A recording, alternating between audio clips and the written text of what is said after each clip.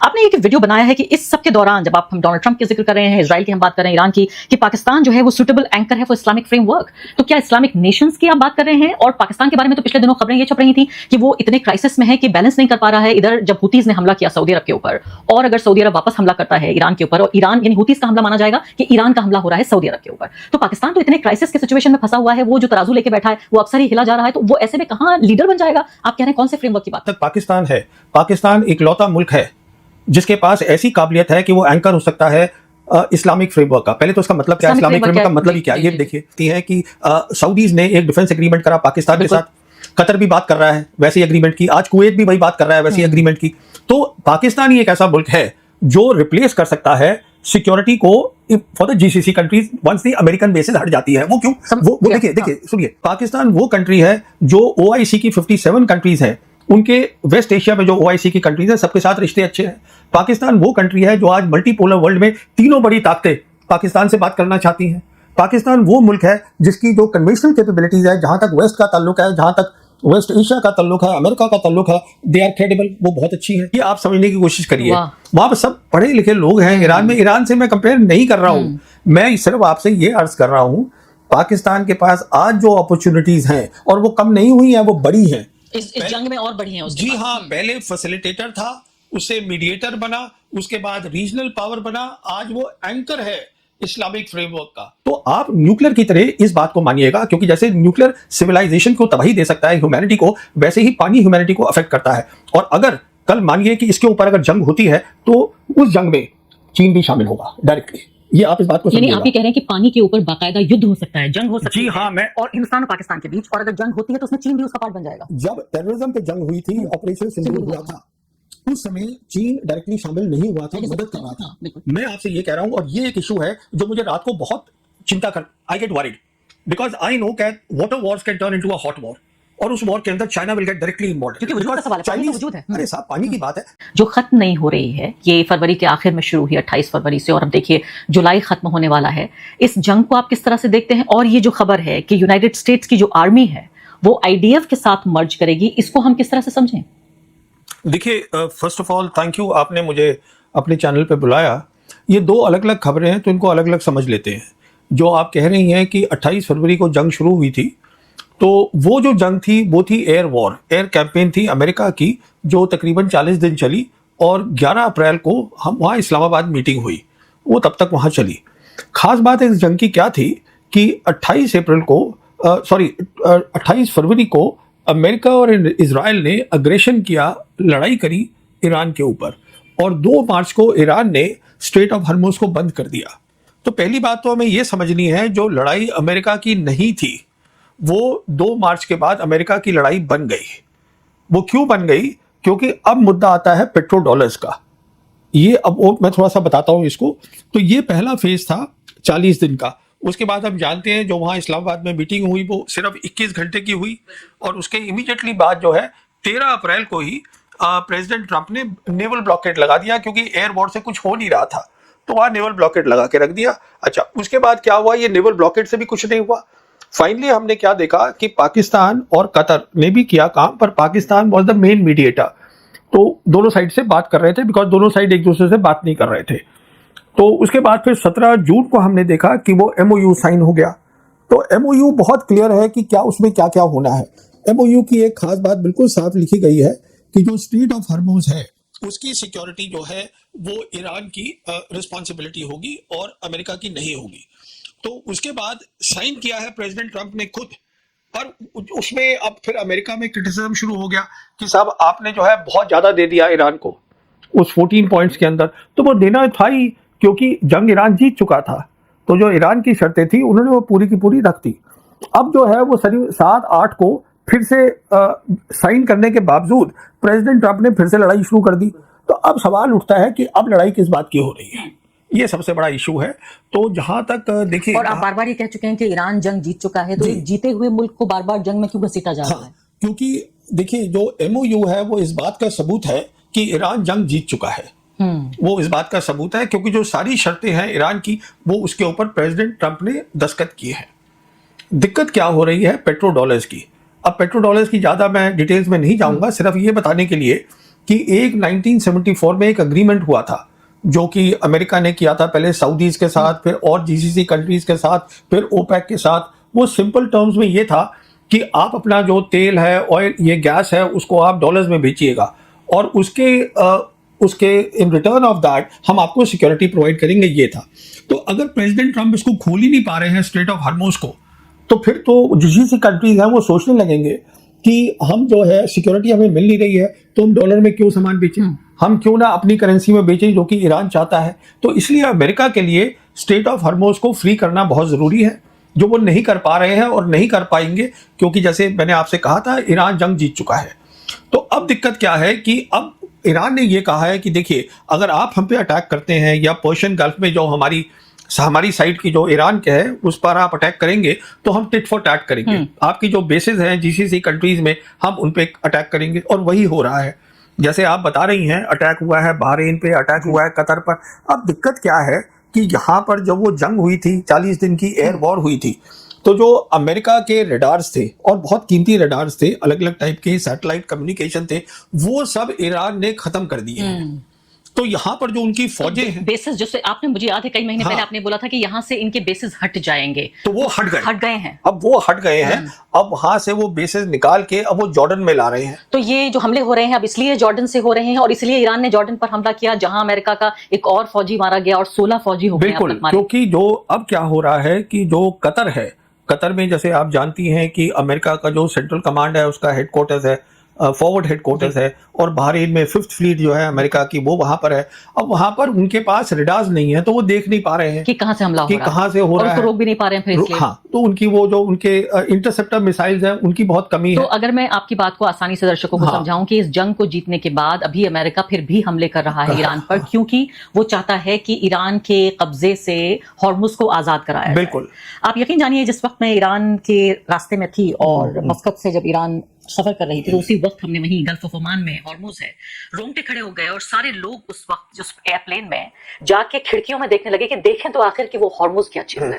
तो आप सोचिए, उसी खित्ते के ज्यादातर वो लोग थे और वो देखना चाहते थे कि आखिर वो क्या चीज है जिसके लिए पूरी दुनिया में ये लड़ाई फैल गई है। तो मैं आपकी बात यहाँ तक तो समझ गई हूँ कि ये जंग हो रही है, हॉर्मुज़ को आजाद कराना चाहता है, ठीक है।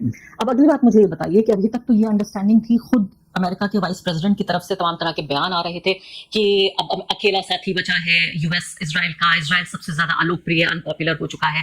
अब अचानक तो ये तो अनपॉपुलर हो रहे थे, डोनाल्ड ट्रंप बाकायदा गाली गलौज की भाषा में नेतन्याहू और इजराइल के लिए बातचीत कर रहे थे, और अब यहाँ मर्ज हो रहा है आईडीएफ का और यूएस मिलिट्री का।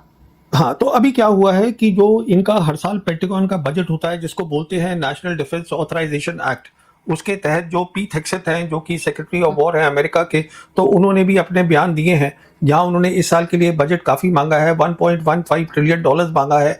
और उसके साथ साथ उसमें एक क्लॉज भी है कि जो अमेरिका की जो आईडीएफ है, जो इजरायली फोर्सेज हैं, वो अमेरिकन मिलिट्री के साथ पूरी तालमेल करके मिलेंगी। मतलब कहने का मतलब ये है सिंपल टर्म्स के अंदर कि जहां तक वेस्ट एशिया का ताल्लुक है, अभी तक क्या हो रहा था कि जो सेंट्रल कमांड है अमेरिका की, जो रिस्पॉन्सिबल है वेस्ट एशिया के लिए, वो commander in chief president Trump जो हैं, जो प्रेसिडेंट है अमेरिका के, उनके इशारे पे चलती है।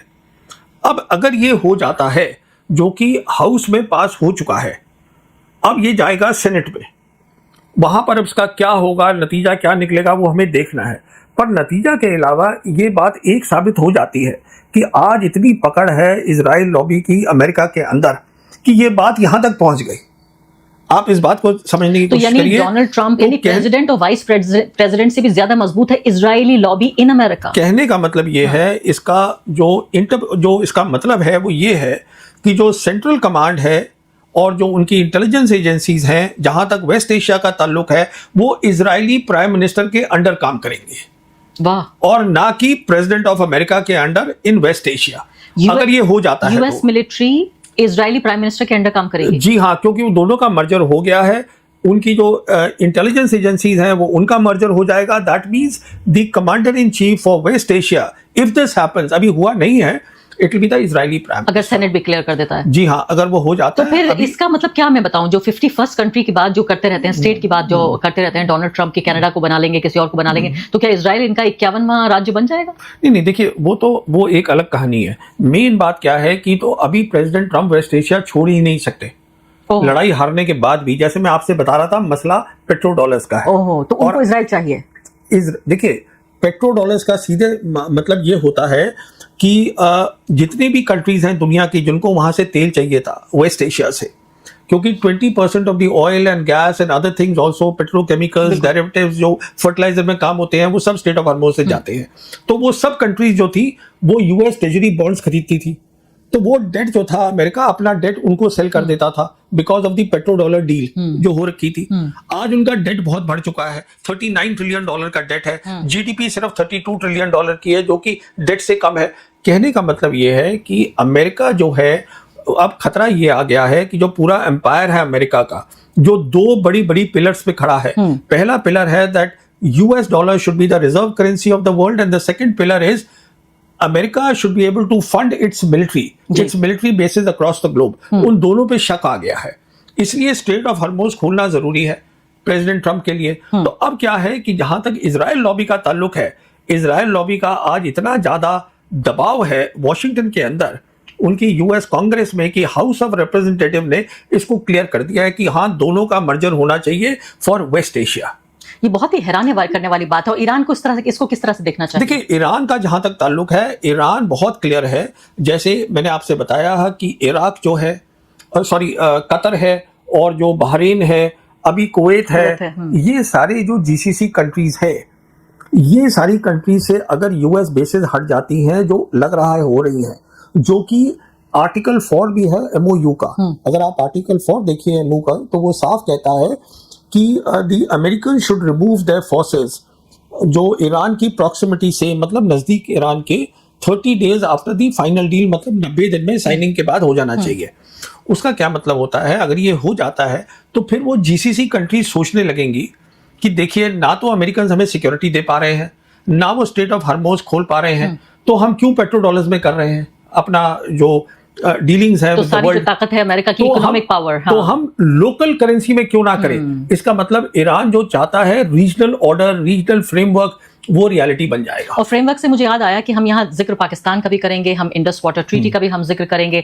और बात ये हो रही थी कि बातचीत होनी चाहिए भारत और पाकिस्तान के बीच, लेकिन अगर ये इंडस वाटर ट्रीटी इसी तरह से अटकी रही, अलग अलग तरह से मैं देख रही हूँ लेख लिखे जा रहे हैं, लेकिन मैं उससे पहले कि इंडस वाटर ट्रीटी पर आऊं और ये आपको, दर्शकों को ये बताने की कोशिश करूं कि भारत और पाकिस्तान के बीच क्या इसी दौरान कोई बातचीत की गुंजाइश बनती है, जबकि दोनों के बीच इस तरह का बहुत ही तनावपूर्ण रिश्ता भी बना हुआ है। आपने एक वीडियो बनाया है कि इस सब के दौरान, जब हम डोनाल्ड ट्रंप के जिक्र कर रहे हैं, इजराइल की हम बात कर रहे हैं, ईरान की, कि पाकिस्तान जो है वो सुटेबल एंकर है फॉर इस्लामिक फ्रेमवर्क, तो क्या इस्लामिक नेशंस की आप बात कर रहे हैं? और पाकिस्तान के बारे में तो पिछले दिनों खबरें ये छप रही थी कि वो इतने क्राइसिस में है कि बैलेंस नहीं कर पा रहा है। इधर जब हुतीज ने हमला किया सऊदी अरब के ऊपर, और अगर सऊदी अरब वापस हमला करता है ईरान के ऊपर, और ईरान यानी हुतीज का हमला माना जाएगा कि ईरान का हमला हो रहा है सऊदी अरब के ऊपर, तो पाकिस्तान तो इतने क्राइसिस के सिचुएशन में फंसा हुआ है, वो जो तराजू लेके बैठा है वो अक्सर ही हिला जा रहा है, तो वो ऐसे में कहां लीडर बन जाएगा? आप कह रहे हैं कौन से फ्रेमवर्क की बात कर रहे हैं? देखिए, मैं बात कर रहा हूं आपसे बहुत सीधी कि जहां तक पाकिस्तान है, पाकिस्तान इकलौता मुल्क है जिसके पास ऐसी काबिलियत है कि वो एंकर हो सकता है इस्लामिक फ्रेमवर्क का। पहले तो इसका मतलब क्या है, इस्लामिक फ्रेमवर्क का मतलब ही क्या है, ये देखिए। जब अमेरिकन फोर्सेस जीसीसी कंट्रीज से हट जाती हैं, उनकी बेसिस हट जाती हैं, और वहां की जो जीसीसी कंट्रीज हैं लोकल ट्रेड करना शुरू कर दें विद लोकल करेंसी, ट्रेड अगर शुरू करें या युआन में करें, अगर वो ट्रेड कर लें, और उसके बाद जो लोकल मसले हैं वो लोकल तरीके से हल करे जाएं, ना कि by the help of outside pass, तो उसको हम बोलते हैं रीजनल फ्रेमवर्क, जिसकी अब्बास अराक्ची ऑलरेडी बात कर चुके हैं। अब ये रीजनल फ्रेमवर्क में क्या होगा अगर वहां से सिक्योरिटी हट जाती है? जैसे आप जानती हैं कि सऊदीज ने एक डिफेंस एग्रीमेंट करा पाकिस्तान के साथ, कतर भी बात कर रहा है वैसी एग्रीमेंट की, आज कुवैत भी वही बात कर रहा है वैसी एग्रीमेंट की। तो पाकिस्तान ही एक ऐसा मुल्क है जो रिप्लेस कर सकता है सिक्योरिटी को for the GCC countries once the American basis हट जाती है। वो क्यों? वो देखिए सुनिए, पाकिस्तान जो है इकलौता मुस्लिम कंट्री है जिसके पास न्यूक्लियर वेपन्स है। पाकिस्तान वो कंट्री है जिसकी डिप्लोमेटिक टाइज इजराइल के साथ है ही नहीं। पाकिस्तान वो कंट्री है जो ओआईसी की 57 कंट्रीज हैं, उनके वेस्ट एशिया में जो ओआईसी की कंट्रीज हैं सबके साथ रिश्ते अच्छे हैं। पाकिस्तान वो कंट्री है जो आज मल्टीपोलर वर्ल्ड में तीनों बड़ी ताकतें पाकिस्तान से बात करना चाहती हैं। पाकिस्तान वो मुल्क है जिसकी जो कन्वेंशनल कैपेबिलिटीज है, जहां तक वेस्ट का ताल्लुक है, जहां तक वेस्ट एशिया का ताल्लुक है, अमेरिका का ताल्लुक है, दे आर क्रेडिबल, वो बहुत अच्छी हैं। तो कहने का मतलब ये है कि पाकिस्तान, अच्छा एक बात आपको मैं और बताऊं, 17 जून को जब ये MOU साइन हुआ है, कई लोगों का इसका इल्म नहीं है कि 17th of June the MOU was sign. 23 जून को जो ईरान के प्रेसिडेंट है Pezeshkian, he made a visit to Islamabad. वहां पे उन्होंने कई बातें करी, बताया गया। मेरे हिसाब से सबसे इंपॉर्टेंट बात ये हुई होगी कि देखिए अब जो है MOU साइन हो गया है, वो फाइनल डील में तब्दील होगा तो एक नेशनल फ्रेमवर्क बनेगा, इसके लिए हमें एक एंकर चाहिए। तो जहां तक पाकिस्तान का ताल्लुक है, इसीलिए 14 और 15 जुलाई को, जब 8 जुलाई को डोनाल्ड ट्रंप ने फिर से लड़ाई शुरू कर दी, 14 और 15 जुलाई को field marshal Asim Munir he paid a visit to Turkey.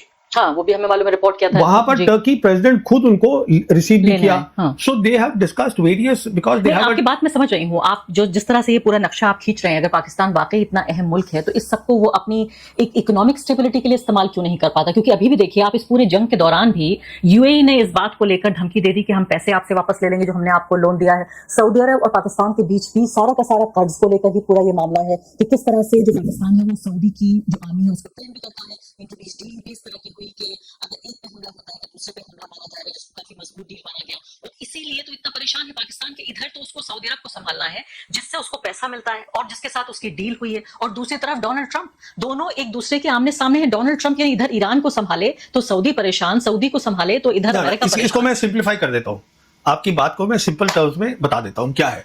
देखिए पाकिस्तान जो है, आज उसके पास बहुत सारी इकोनॉमिक अपॉर्चुनिटीज हैं, फाइनेंशियल अपॉर्चुनिटीज है, बिकॉज आज वो एक बहुत अहम बन गया है regional player in West Asia. उसके पास जियोपॉलिटिकल अपॉर्चुनिटीज हैं, तीनों की तीनों बड़ी ताकतें उसके साथ हैं। एक सबसे बड़ी कमजोरी जो सिर्फ पाकिस्तान ही हल कर सकता है वो उसकी गवर्नेंस है। आपको पैसे मिलेंगे पर वो जो आप अपना गवर्नेंस अगर ठीक करेंगे तो आप बहुत बड़े कामयाब मुल्क बन सकते हैं। सरकार को कह रहे हैं आप, मिलिट्री को कह रहे हैं, गवर्नेंस क्या मतलब? मैं प्रधानमंत्री को, वहां के जो प्राइम मिनिस्टर है उनको बोल रहा हूं। जहां तक आसिम मुनीर का सवाल है, he is doing a excellent job. You see, the foreign policy, security policy, geopolitics of Pakistan is run by the Pakistan Army Chief. बिल्कुल, मैं वही तो कह रही हूँ। But governance should be the responsibility of the लेकिन Pakistan. वहां तो पत्ता नहीं हिलता, वहां मिलिट्री के कहे बगैर, ISI के बगैर तो पत्ता नहीं हिलता वहां। ये तो उनका मसला है ना, उनको ठीक करने दीजिए आप। अगर वो नहीं कर पाएंगे, आप ये कह रहे हैं कि उसके पास बड़ी ही सोने की मुर्गी है वो, कि उसके पास सारी अपॉर्चुनिटीज हैं लेकिन उसको कैश नहीं करा पा रहा है। वो उनकी प्रॉब्लम है। That's it, is that domestic matter. Governance में क्या दिखते हैं मुझे भी पता है, आपको भी पता है, उनको भी पता है।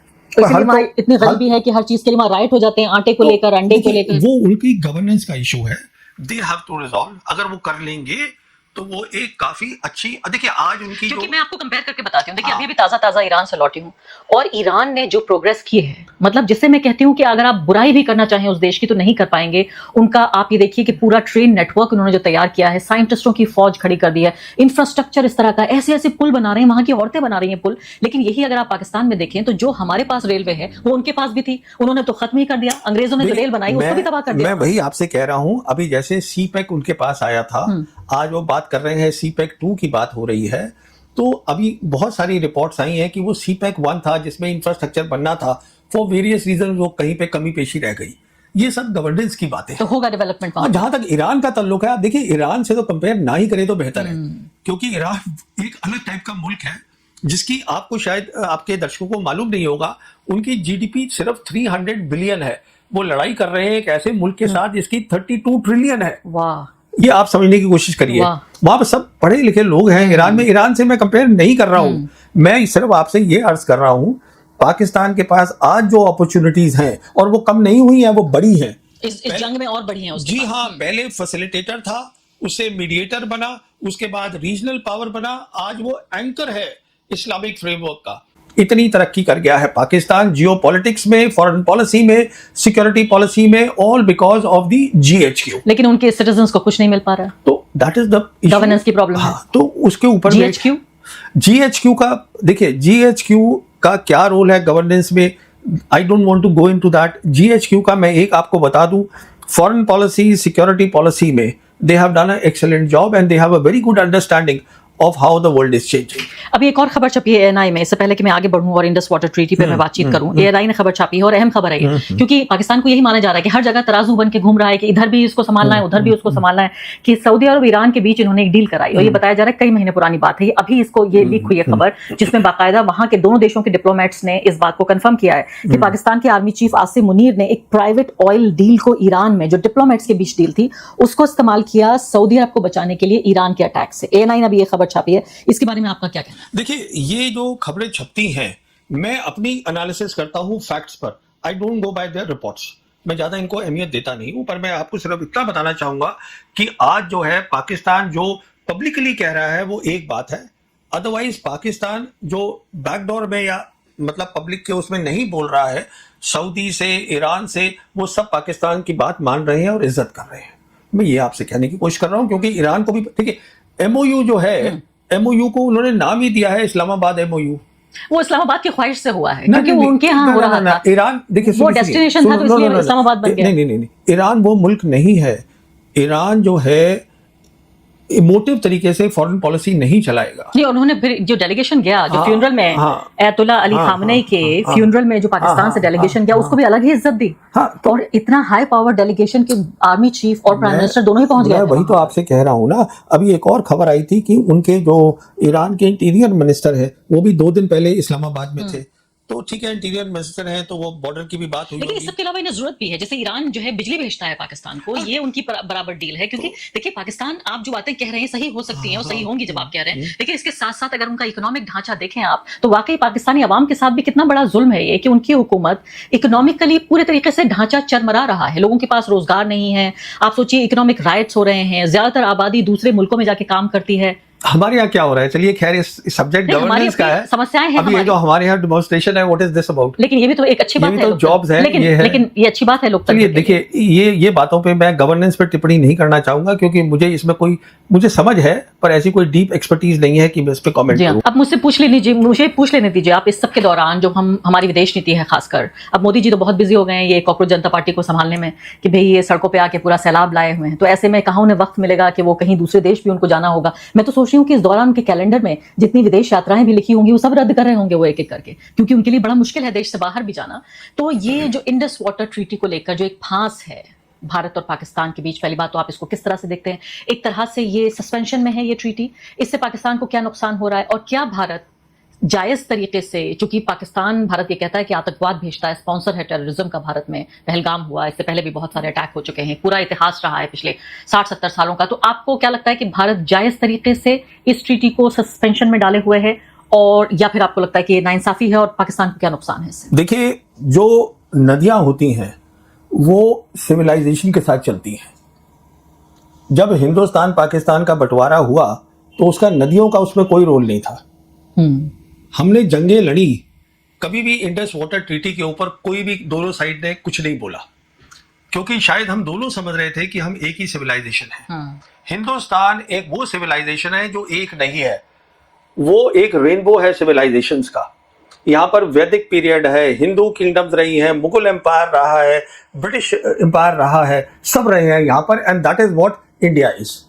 अब अगर आप उसमें से 200-250 साल का इतिहास हटा दें तो उसमें दिक्कत है ना, बिकॉज है तो वो आपका कल्चर ही। अब आप रिवर्स में तो वो नहीं हटा सकते ना, पानी तो वहीं बहेगा। तो कहने का मतलब ये है, द वेरी फैक्ट कि आज ये नौबत आ गई है कि हम पानी की बात कर रहे हैं, उनको पानी का जो डेटा है वो सप्लाई नहीं कर रहे हैं, वो तो सीधी जाहिर बात है हम अपनी सिविलाइजेशन को भी कम मान रहे हैं।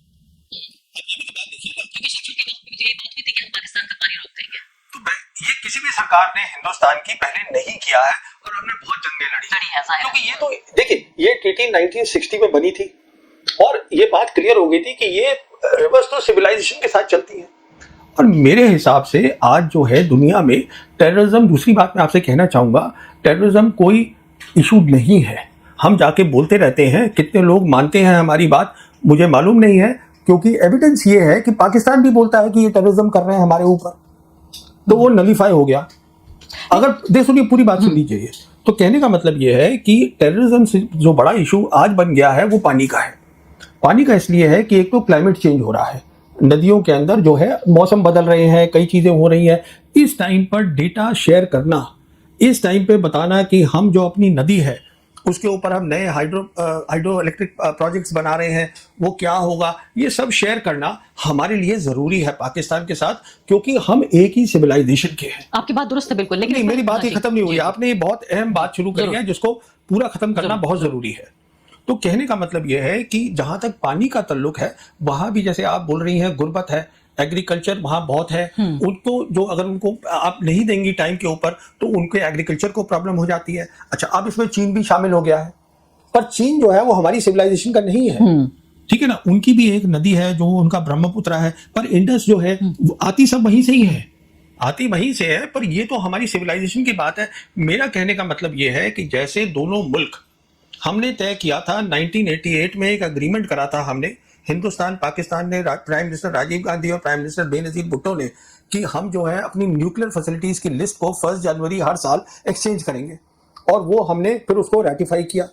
देखिए, वो रेटिफाई करने के बाद ये हुआ, और उसके बाद हर साल जो है हम उसको एक्सचेंज करते हैं।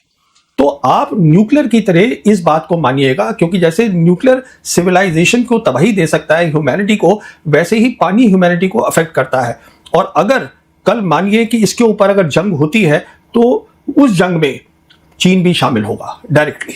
ये आप इस बात को यानी समझिएगा। आप ये कह रहे हैं कि पानी के ऊपर बाकायदा युद्ध हो सकता है, जंग हो सकती जी है, हाँ, मैं और हिंदुस्तान और पाकिस्तान के बीच, और अगर जंग होती है तो उसमें चीन भी उसका पार्ट बन जाएगा। जब टेररिज्म पे जंग हुई थी, ऑपरेशन सिंदूर हुआ था, उस समय चीन डायरेक्टली शामिल नहीं हुआ था, लेकिन मदद support कर किया रहा था, था। हाँ, बिल्कुल। मैं आपसे ये कह रहा हूं, और ये एक इशू है जो मुझे रात को बहुत चिंता कर, I get worried, because I know that water wars can turn into a hot war, और उस वॉर के अंदर China will get directly involve, क्योंकि वजूद का सवाल है, पानी तो वजूद है। अरे साहब, पानी की बात है। चाइनीज जो है, उनके जो विक्टर गांव हैं, जो उनके स्पोक्स पर्सन है, जो ईरान लड़ाई में भी बोल रहे हैं, जो हमारे ऑपरेशन सिंदूर में भी बोल रहे थे, उन्होंने साफ बोला है कि जहां तक पानी का ताल्लुक है, हम ऊपर बैठे हैं, आप बीच में बैठे हैं, और नीचे पाकिस्तान है। बिल्कुल, और इसी बात पे श्याम सरन ने एक आर्टिकल भी लिखा है, लेकिन इससे पहले कि मैं आऊं श्याम सरन के आर्टिकल पे, मुझे थोड़ा सा आपसे ये चर्चा ये करना चाहती हूँ। मुझे सिक्योरिटी के मामला की कम जानकारी है, लेकिन मुझे राजनीति थोड़ा मैं समझती हूँ कि आतंकवाद को लेकर, टेररिज्म को लेकर क्यों आज दुनिया में टेररिज्म बड़ा मुद्दा नहीं है, क्योंकि अमेरिका ने उसे अपने एजेंडे से हटा दिया। 9/11 के बाद 20 साल तक लगातार कहता रहा कि दुनिया में अगर एक ही समस्या है तो वो है टेररिज्म, टेररिज्म, सबको टेररिज्म के इर्द गिर्द उसने घुमाया, जिसमें हमारा भी मुद्दा शामिल रहता था। फिर ओबामा साहब आए, वो क्लाइमेट चेंज का जिक्र करने लगे। अब इनके लिए, डोनाल्ड ट्रंप के लिए वो मुद्दा नहीं है, तो इसलिए वो रेडार से गायब हो गया। इसका मतलब ये नहीं है कि जो हम आतंकवाद की मार सह रहे हैं, जो पहलगाम में हमारे साथ हुआ है, जो बाकी आतंकवादी घटनाएं हुई हैं, वो कहीं किसी थिन एयर में नहीं है, वो फिजा में या खिजा में नहीं है, वो तो हुआ है, हम तो पीड़ित हैं। देखिए, इसमें दो बातें समझने वाली हैं। पहली बात यह है कि अभी जो है दुनिया में एक बहुत बड़ा जियोपॉलिटिकल चेंज हो रहा है। एक ऑर्डर जो था, जिसको हम बोलते थे रन बाय द अमेरिकन्स, उसके रूल टूट चुके हैं। एक नया ऑर्डर बन रहा है जो मल्टीपोलर वर्ल्ड है, जहां नए रूल्स बन रहे हैं, जिसमें ईरान और वेस्ट एशिया की लड़ाई एक अहम भूमिका निभा रही है। तो जब दुनिया बिटवीन द ऑर्डर्स होती है, that is an era of war, because rules एक साइड के टूट चुके हैं, and it is an era of war, and everybody is talking of geopolitics. People are talking about conventional wars, they are not talking about terrorism. पहली बात। दूसरी बात, SCO है। मैं इस एससीओ का इसलिए जिक्र कर रहा हूं क्योंकि अभी एससीओ की मीटिंग हुई है किर्गिस्तान में, जहां फॉरेन मिनिस्टर्स गए थे, हमारे फॉरेन मिनिस्टर नहीं गए। ठीक है ना, हमारे फॉरेन मिनिस्टर आसियान में थे, वहां पर मीट में, और वहां बात कर रहे थे फिर से टेररिज्म की।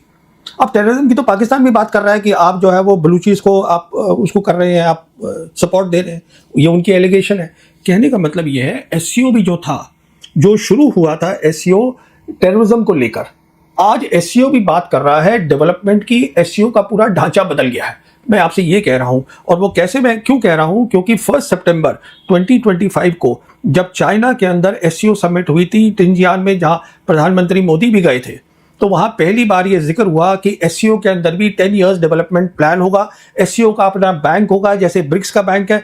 तो मैं आपसे ये कह रहा हूं, हम बार बार जो बोलते रहते हैं टेररिस्तान, पाकिस्तान, ये वो, अरे भाई, पाकिस्तान की तो जियोपॉलिटिकल प्रोफाइल बढ़ रही है ना, तो उसको आप समझने की पहले कोशिश करिए। जहां तक टेररिज्म का ताल्लुक है, मैंने शुरू से कहा था ये, और ये कोई नई बात नहीं है, मैं ये बात बोल रहा हूं 2000 से, पहली किताब में मैंने लिखा हुआ है कि जो टेररिज्म है, that is the first time I wrote my first book in 2000, it clearly says that this is a military problem. अगर आज आपके पास ताकत हो मिलिट्री ताकत, तो पाकिस्तान क्यों करेगा प्रॉक्सी वॉर? वो करेगा ही नहीं। तो सीधे जंग होगी। तो हम तो सिंदूर क्या था? सिंदूर सीधे सीधे जंग नहीं थी। देखिए सिंदूर पे अब फिर से हम आ गए, तो सिंदूर पे हमने क्या किया, हमने वहां टेररिस्ट इंफ्रास्ट्रक्चर हम कर रहे हैं, हाँ। और एयरफोर्स का इस्तेमाल कर रहे हैं, जो हमें नहीं करना चाहिए। इस पर तो मैं बहुत बड़ी बात कर चुका हूँ। तो आप ये कह रहे हैं कि हम बोल रहे हैं टेररिज्म टेररिज्म टेररिज्म, लेकिन कोई सुन नहीं रहा। आप ये कह रहे हैं दुनिया सुन नहीं रही। They are also saying the same thing because as far as the world is concerned, पूरी की दुनिया, terrorism is a issue, but there are bigger issues today. In fact, climate change जो है वो terrorism से ज्यादा बड़ा issue तो है। हम क्या डोमेस्टिक ऑडियंस के लिए टेररिज्म की बात ज्यादा करते हैं? जब हमारे रक्षा मंत्री या हमारे दूसरे मंत्री जब बात करते हैं कि हम टेररिज्म का शिकार हैं, तो क्या ये घरेलू राजनीति से जुड़ा हुआ हम है? पहली बात तो शिकार हैं, ये तो मैं डिनाई नहीं कर रहा हूं, पर बात यह है कि वो भी कहते हैं कि हम भी शिकार हैं, ये भी एक बात है, और दुनिया उनकी बात भी सुन रही है। और जो हम बोल रहे हैं कि टेररिज्म का इशू है, हम पाकिस्तान से बात नहीं करना चाहते, सिंपल। नहीं, तो मुझे ये समझाइए, आप ये कह रहे हैं कि हमारी जो शब्दावली है, वोकैबुलरी हाँ, है, वो हमें बदलनी पड़ेगी, लैंग्वेज डिफरेंट करनी पड़ेगी, टेररिज्म की बजाय हम कुछ और इस्तेमाल मैं तो ये कह ही नहीं रहा हूं, मैं अच्छा। तो ये कह रहा हूं आप पाकिस्तान से बात करिए, आप चीन से नॉर्मल करिए तो बात रिलेशन। करने से अगर हल हो गया होता तो बातें तो न जाने कितने दौर की, मतलब प्रवीण साहनी जी, मैं तो 25 साल से यही देख रही हूँ, कितनी बातचीत हुई। आप सोचिए वाजपेयी के दौर से शुरू होकर फिर वही मनमोहन सिंह तक भारत ने कोशिश तो की है। सुनिए सुनिए, 2024 में दुनिया मल्टीपोलर बन गई, आज वो दुनिया नहीं है। आज वेस्ट एशिया में बात हो रही है पैलेस्टाइन इशू की, कि ये मसला हल हो सकता है। क्यों हल हो सकता है? क्योंकि आज 3 बड़ी ताकतें हैं, एक बड़ी ताकत नहीं है, वर्ल्ड यूनिपोलर नहीं है। तो कहने का मतलब ये है, जहां तक टेररिज्म का ताल्लुक है, अगर आप आज पाकिस्तान से बात करेंगे तो वो बंद कर देंगे जो कर रहे हैं वो टेररिज्म बंद कर देंगे। अरे तो पहले जनाब- क्यों नहीं कर लिया था? अमन की आशा से लेकर लाहौर बस सर्विस निकाली गई, नरेंद्र मोदी जाके केक खा के बिरयानी खा के आ गए वहां पर, सारी चीजें। मतलब ऐसा नहीं है कि नरेंद्र मोदी ने नहीं किया, बातचीत करने की कोशिश तो पिछले 25 साल में जितने प्रधानमंत्री रहे हैं इस देश में, उन्होंने सबने किया, और उससे पहले भी कोशिश होती रही है। तो बातचीत तो भारत करना चाहता रहा है। देखिए 2 बात मैं बोलता हूं, आप जितना पीछे खोती रहेंगी हाँ। तो आप आगे एक तो नहीं बढ़ पाएंगी। मैं आपसे एक सीधी सी बात कर रहा हूं, आज वर्ल्ड मल्टीपोलर है। अब आप चली जाए कि जी पार्टीशन हुआ, वो क्यों हुआ, उसमें इतनी दहशतगर्दी हुई। वो तो खैर बहुत लंबी बात चली नहीं, जाएगी। नहीं, तो कहने का मतलब ये है, बात निकलेगी तो फिर बहुत दूर तक जाएगी। तो आपको हमें आज क्या देखना है? तो आप कह रहे हैं बात करके टेररिज्म खत्म करा लो, इतनी आसान बात है? ये इतनी आसान है, क्योंकि वो टेररिज्म इसलिए कर रहे हैं प्रॉक्सी वॉर, क्योंकि वो चाहते हैं कि कश्मीर मुद्दे पे आप बात करिए। वो ये भी तो नहीं कह रहे कश्मीर मुद्दा मुझे कल सॉल्व करना है, वो कह रहे हैं बात तो शुरू करिए। वो सिर्फ इतना ही, लेकिन भारत कहता है वो कश्मीर पे बात नहीं हमने करेगा। कह दिया कि कश्मीर हमारा है और हम बात नहीं करेंगे, हम तो पीओके भी लेंगे उनसे। हाँ, तो फिर वही बात है ना, फिर मसला तो यहाँ आ गया ना। तो कहने का मतलब यह है कि ना तो हम चीन से नॉर्मल रिलेशंस करना चाहते हैं, पाकिस्तान से तो हम बात ही नहीं कर। आज उनकी जो हाई कमीशन है हमारी, और वहां भी वही होगा, हमारे यहाँ जो उनकी हाई कमीशन है, मुझे किसी कोई बता रहा था कि सिर्फ 25 लोग हैं हाई कमीशन चला रहे हैं, उसमें ड्राइवर भी शामिल है, सब शामिल है। तो क्या चला रहे हैं? उसका मतलब कुछ काम ही नहीं हो रहा है। ही नहीं है इसका तो मतलब। सिर्फ जो भी कुछ हो रहा है वो वहां पे वो हो रहा है ड्रामेबाजी, वो क्या, वो अटारी वाघा बॉर्डर पर। वाघा बॉर्डर पे, हाँ। तो ऐसे तो थोड़ा दोनों फौजी अपनी टांग लेकर सर तक लेके सलाम करते हैं। रिश्ते ऐसे थोड़ा बनते हैं। अब अगर आप खोदती हैं कि वो वाजपेयी गए थे, अरे ठीक है, the world was different at that time, world is multipolar, let us look at the simple thing. हम दोनों एक ही सिविलाइजेशन को बिलोंग करते हैं। ये पानी के मसले, टेररिज्म के मसले, मैं समझता हूँ समझदारी और अक्लमंदी इसी बात में है। हम देखें कि दोनों के जो लोग हैं, गुर्बत दोनों जगह है, तो कैसे लोगों की तरक्की हो सके। नक्शा देख लीजिए, कनेक्टिविटी देख लीजिए, सिविलाइजेशन देख लीजिए। मैं ये समझता हूं कि हम दोनों मुल्कों की जो डेस्टिनी है, इट इज जॉइंट। अब हम नहीं मानने को तैयार, मत मानिए, अगले 20 साल, 50 साल, 100 साल आपकी मर्जी है।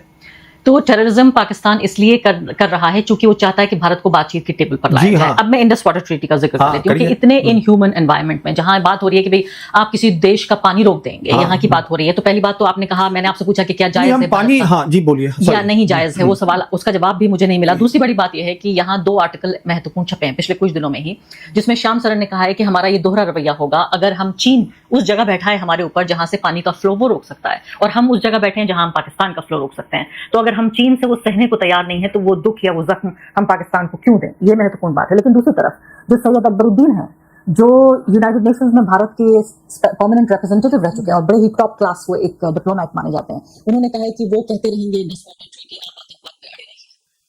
तो किसका दोनों का जवाब चाहिए? क्योंकि ये दो थॉट प्रोसेस है। देखिए, श्याम सरन जो है वो समझदारी की बात कर रहे हैं, लेकिन अकबरुद्दीन सरकार की बात कह रहे वो हैं। सरकारी मुसलमान है। तो इसका मतलब सरकार यही सोचती है। देखिए, मैं तो साफ बोलता हूं कि ये जो डिप्लोमेसी है, हमारे बहुत सारे डिप्लोमेट्स हैं, बहुत सारे, जिनको ग्लोबल जियोपॉलिटिक्स समझ ही नहीं आती कि दुनिया में हो क्या रहा है और बदल कैसे रही है। तो सरकारी मुसलमान का मतलब सरकार ने एक मुस्लिम डिप्लोमेट से ये कहा कि भाई ये लिख दीजिए आप, जो कि पाकिस्तान की बात है। कहा नहीं, क्योंकि मुसलमान जो सरकारी मुसलमान है और मुस्लिम्स इन जनरल, उनको ये लगता है कि हमें ज्यादा अब दिखाना है कि हम वफादारी है, दैट इज द वर्ड। दिक्कत तो सारी यहाँ आ रही है, चाहे वो टॉप डिप्लोमेट क्यों ना हो। अरे देखिए साहब, टॉप बॉटम कुछ नहीं होता। Diplomat is a diplomat and diplomat is not a thinker, let's get it correct. He is not a geopolitical thinker who understands how the world is changing. His basic brief is to take the government directive and implement it properly. That is being a diplomat. और जो thinking होती है सरकार की वो ये होनी चाहिए कि जो हमारी फॉरेन पॉलिसी है, foreign policy is not made by diplomats, it is made by the foreign minister, it is made by the government. उसका काम ये होना चाहिए कि किस तरीके से दुनिया बदल गई है, हम किस तरीके से हम अपनी फॉरेन पॉलिसी का फायदा उठा के, रिलेशंस विद नेशंस का फायदा उठा के, हम जो अपने लोग हैं गरीब उनकी बेहतर करें जिंदगी को। ये मतलब है फॉरेन पॉलिसी का। वो तभी हो सकती है अगर आप समझे कि आप दोनों एक सिविलाइजेशन के हैं, आप दोनों जुड़े हुए हैं। It's destiny has got you together, the Britishers got you separate. It is about time that you undo that. I am not saying कि मुल्क एक बन जाए, मैं ये कह रहा हूं कि कम से कम भाईचारे से तो आप रहिए। भाईचारे से रहिए। आप कहते हैं आपको राजनीति नहीं आती, लेकिन मैं देख रही हूं कि किस तरह से एक फौजी राजनीति को बहुत सिंपल तरीके से, एक साधारण टर्म्स में समझता भी है और समझाता भी है। लेकिन अब यहाँ पर सवाल ये है कि बातचीत के लिए मैं आपकी बात से बिल्कुल सहमत हूं, बातचीत हमेशा होनी चाहिए। मैं भी एक पैसिफिस्ट हूं और मैं एंटी वॉर भी हूं, मैं कभी नहीं चाहती जंग हो। लेकिन कहा जाता है कि कभी कभी शांति की स्थापना के लिए भी जंग की जरूरत होती है, अमन कायम हो सके इसके लिए जंग करनी पड़ती है। आपने चाइना का जिक्र किया कि उससे भी बातचीत होनी चाहिए, आप कह रहे हैं पाकिस्तान उनसे भी बातचीत करनी चाहिए। मतलब चाइना हमें गलवान जैसा जख्म दे रहा है और हमारे यहाँ हद ये है कि सलमान खान की फिल्म आई और गलवान पहले उसका नाम था, उसको बदल के कुछ और रख दिया गया। फिल्म का नाम भी गलवान नहीं हो सकता। यानी हम कल्चरल लेवल पे भी हम चीन को चैलेंज नहीं कर सकते या चीन के बारे में बात नहीं कर सकते, लेकिन हमें लगातार वो जख्म दे रहा है, हमारे फौजियों से लेकर हमारी जो टेरिटरी है उसको ऑक्यूपाई कर रहा है। तो जब वो इतना ताकतवर है तो हम उससे कैसे और कब और किस तरह से बात करें? ना, देखिए, जयशंकर हमारे एक्सटर्नल अफेयर्स मिनिस्टर है, इन्होंने एक बयान दिया था कि जो हमारी इकोनॉमिक एफिशिएंसी है, हम अपनी जो इकोनॉमिक राइज है वो डिपेंडेंट नहीं हो सकता चाइना के इकोनॉमिक राइज पर आज हालत ये है, हमारे रिलेशन नॉर्मल नहीं है, पर चाइना हमारा बिगेस्ट ट्रेडिंग पार्टनर है। ये भी दुरुस्त है, नंबर 1। बल्कि गलवान की बात और बड़ी है, कारोबारी रिश्ते। कहने का मतलब ये है, आप इस बात को एक तो ये समझिए। दूसरी बात क्या है, एक होती है जिसे कहते हैं विल टू फाइट, क्योंकि आपने लड़ाई की बात करी। जैसे मैंने अभी थोड़ी देर पहले आपसे बोला था, जयशंकर ने एक टेलीविजन चैनल में कहा था, how can I fight with a country China जिसकी 5 गुना मेरे से ज्यादा इकोनॉमी बड़ी है। ठीक है, हमारी 4 ट्रिलियन है, उनकी जो है 19 ट्रिलियन है, 20 ट्रिलियन है, 5 गुना हो गई। पर व्हाट अबाउट ईरान, 300 बिलियन और 32 बिलियन से लड़ाई कर रहा है। 32 ट्रिलियन से लड़ाई कर रहा है। कहने का मतलब ये है कि ये जो है, हम एक तो लड़ाई, हमारी सरकार जो है ना उसमें वो है नहीं लड़ाई करने का, और वो पूरा रिकॉर्ड है इस पे। आप कभी हम जंग लड़ तो चुके हैं। ना, वो चलिए, वो फिर कभी उस पे बात करेंगे। वो हमने कोई जंग नहीं लड़ी है under prime minister Modi. Let's get that clear. A war is a war, is something entirely different from doing a terrorist operation, anti terrorist operation, अंदर कर लिया बाहर कर लिया, दैट इज एंटायरली कोई फुल फ्लेज्ड जंग नहीं है। लेकिन इसके अलावा देखिए, आप नया देश था, 62 की लड़ाई याद है और तमाम तरह की लड़ाइयां हैं। वो तो बातें कर ही नहीं मैं कह रही हूं, नया कमजोर देश था, गरीब देश था, और सब जो हुआ, लेकिन भारत अब एक ताकत। सरकारें लड़ती हैं अपनी इज्जत के लिए। ईरान लड़ रहा है अपनी इज्जत के लिए। मैं ये नहीं कह रहा हूं कि आप चीन से लड़ाई करिएगा, मैं आपसे ये कह रहा हूं कि चीन को पहले ये तो पता चले कि आप में लड़ाई करने की ताकत है। अब बिल्कुल आखिरी सवाल आपसे पूछती हूँ, और वो वापस मैं वहीं जहां से शुरुआत की थी, आपको 360 वहीं ले जाना चाहती हूँ, क्योंकि भारत में भी लोग शायद ये भूल रहे हैं, क्योंकि ये पूरा जो जुनून है ये इस वक्त जो जंतर मंतर पर है, उसमें ये बात